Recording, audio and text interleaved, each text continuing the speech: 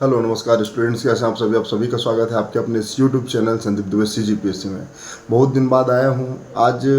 आबकारी आरक्षक CG व्यापम का एग्ज़ाम था और जो नकल प्रकरण हुआ था उप अभियंता एग्ज़ाम में व्यापम के आज से कुछ दिनों पहले, उसके बाद ही पहला एग्ज़ाम है जिसमें व्यापम ने अलग अलग निर्देश जारी किए, जिसमें बताया कि आपको कैसे आना है, कैसे पहनना है, किस टाइम में आना है, सारी चीज़ों के बारे में बताया। ओके, मैंने भी एग्ज़ाम दिलाया। क्वेश्चन बहुत सामान्य था, मतलब मॉडरेट मान सकते, एकदम इजी तो नहीं बोल सकते, लेवल इजी टू मॉडरेट ये बोल सकते हैं।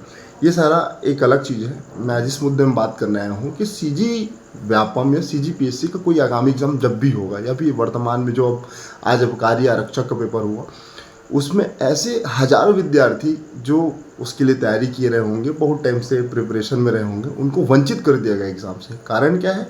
आप अगर 10:30 में 1 मिनट ज़्यादा हो रहा है, मतलब 31, 32, 35, तो आपको एग्ज़ाम हॉल में अंदर प्रवेश करने नहीं दिया जा रहा है। खैर ये चीज़ तो व्यापम के नोट मतलब एडमिट कार्ड में मेंशन था, बट आप इतना कड़ाई कब से पालन करना चालू कर दिए सर?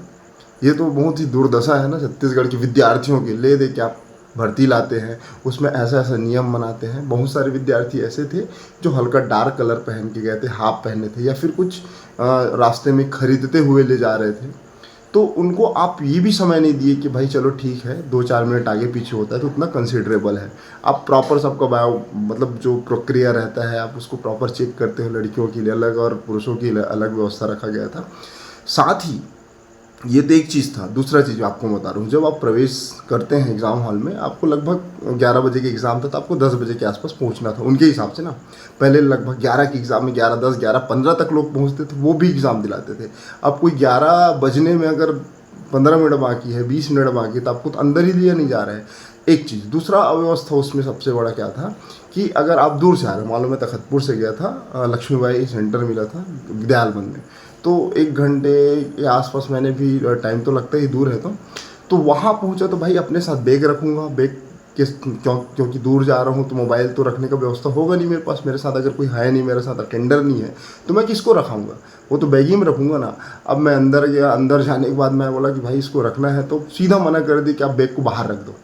आप ऐसे जगह जा रहे हो जहाँ के बारे में आपको पता नहीं है और दूर से आ रहे हो, तो बैग में चाहे पर्स रहे या फिर मोबाइल रहे, हेडफोन रहे, घड़ी रहे, कोई भी चीज़ रहे, तो उसको आप बैग में डाल के सुरक्षित जगह में रख सकते थे। इतना तो व्यवस्था आप अपने जो परीक्षा सेंटर जितने भी मिला होगा, मतलब दिए होंगे, तो उनको व्यवस्था करने का ये तो जिम्मेदारी दे। नकल प्रकरण के कारण इतना ज़्यादा कड़ाई के साथ विद्यार्थियों के सामने पेश आना, ये तो गलत तरीका है ना। आप एक ठो रूम दे जो आउट रहे, जो परीक्षा केंद्र के अंदर रहे, भले वो दूर रखे, ताकि हम जो दूर से आते हैं या फिर जो out of state, out of district से आते हैं, तो उन लोग कहाँ अपना ये सब चीज़ों को रखें।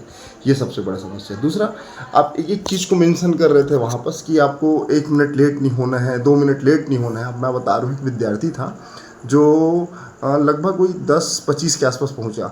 अब उसका जो कपड़े का कलर था, मे भी उसको थोड़ा ध्यान नहीं रहा होगा, तो रास्ते में खरीदते खरीदते और लाते हुए उसको 10:20 के आसपास हो गया।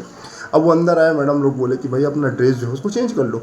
उसको चेंज करने में अप्रॉक्स 5 से 10 मिनट लग गया। अब वो 10:31-32 में पहुंचा, तो सीधा बोलते कि आप एग्ज़ाम नहीं दिला सकते, क्योंकि आपको जो टाइम मेंशन हुआ था उससे आप 1-2 मिनट आगे हो गए हैं।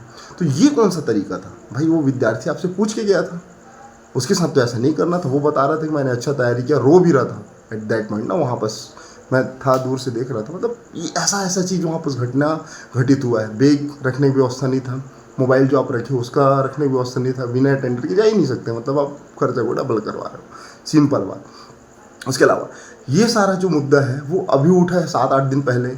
तो ठीक है, ये करना आपके लिए उचित है, लेकिन व्यवस्था तो दो, व्यवस्था तो करो।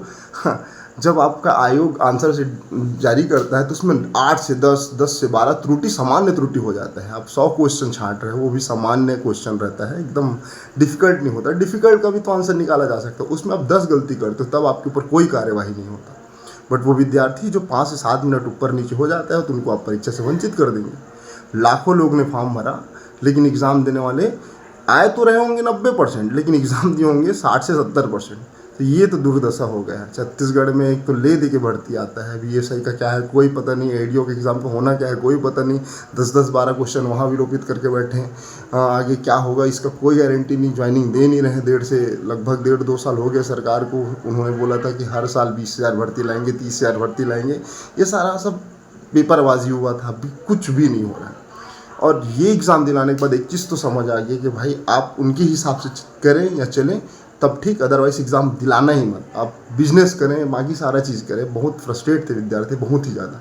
और इस मुद्दे को तो व्यापम तक पहुंचाना अनिवार्य है, ठीक है। और रही बात ड्रेस कोड की, लाइट कलर का ड्रेस होना चाहिए ऐसा करके बताया, तो सिंपल बोलो ना, आप ड्रेस कोड रख दो वाइट एंड ब्लैक, या ब्लैक तो white and dark light pant का जो कलर रहता है लाइट कलर का कोई सा भी पेंट, और वाइट कलर का शर्ट होना चाहिए। आप मेंशन ही कर देना। अब फीका में कभी ग्रीन वाला फीका हो जाता है, कभी ब्लू वाला फीका हो जाता है, बहुत सारी चीज़ें रहता है इसमें। तो जिसका ब्लू हो गया उनको भी आप अलाउ नहीं कर रहे हो। यहाँ तक जिनका जो पैंट पहने हैं जो लड़के या फिर लड़कियाँ जो भी, तो अगर वो डार्क है नीचे ब्लैक कलर का है तो उसको भी आश्वासन दिया जाता है भैया नेक्स्ट टाइम से अगर आप ऐसा करके आए नीचे का भी तो आपको नहीं दिया जाएगा बैठने एग्जाम में। ये कहाँ का नियम है भाई? ऐसा नियम आप बना रहे हैं अचानक, आपको अभी समझ आ रहा है ये सब नियम बनाने का। और जब आप स्कैन कर रहे हैं तो उसमें तो सब समझ आ रहा है कि आपके पास मेटल डिटेक्टर है, आपके पास चीज़ों को जानने का एक तरीका है, हर जगह से आप प्यूरीफाई होकर वहाँ तक पहुँच रहे हैं। तो ये करना उचित है कि अनुचित है? छत्तीसगढ़ की दुर्दशा आप सब जानते ही हैं।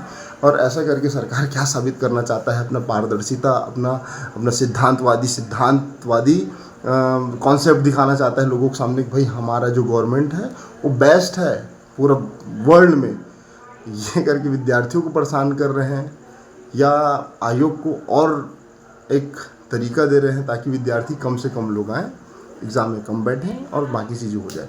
साथ ही अभी 2.5 से 3 साल तक कोई भी एग्ज़ाम का फीस नहीं लिया, अब लिया जा रहा है। ठीक है, लेना चाहिए क्योंकि कई लोग फॉर्म भरते हैं पर एग्ज़ाम दिलाने नहीं आते।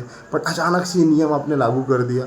आपने प्रयोगशाला प्रचारक के लिए 350 रुपये ले लिया और ये आबकारी आरक्षक के लिए 350 रुपये ले लिया। तो पैसा वैसा ले रहे हैं, ठीक है, तो थोड़ा तो कंसिडरेबल होना चाहिए ना। जो गलत किया उनको सज़ा मिले, मानता हूँ, बट जो एक्चुअल में लायक है उनको तो मौका दिया जाए ना। और बाकी आयोग जो भी कर रहा है वो कुछ तो उनका तार्किक रहा होगा, बट कुछ चीज़ों में इस व्यवस्था के आधार पर सुधार करना बहुत ही अनिवार्य है ताकि विद्यार्थियों को कोई तरह से परेशानी ना हो। अब हम लोग एग्ज़ाम दिलाने जाते हैं ताकि अपने फ्यूचर को सुधार सकें, उसके लिए तैयारी करते हैं। बट छोटे छोटे चीज़ों के कारण बिना एग्ज़ाम दिए बाहर होना ये तो कहीं का सही नहीं हो सकता, किसी के लिए सही नहीं हो सकता। तो कृपया करके आयोग इसको ध्यान रखें। वीडियो अच्छा लगे तो चैनल को सब्सक्राइब करके दोस्तों के साथ शेयर करें और इसको पहुंचाएं लोगों तक ताकि लोगों के जहन में बात पहुंचे। आयोग के ऊपर एक और क्वेश्चनिंग होना चाहिए। अगर ये व्यवस्था करके ये सिस्टम को सुधार के अगर व्यवस्था सुधारा जा सकता है तो आयोग एक सिंगल क्वेश्चन का गलत आंसर ना दे अपने मॉडल आंसर में, इसको भी करें। धन्यवाद।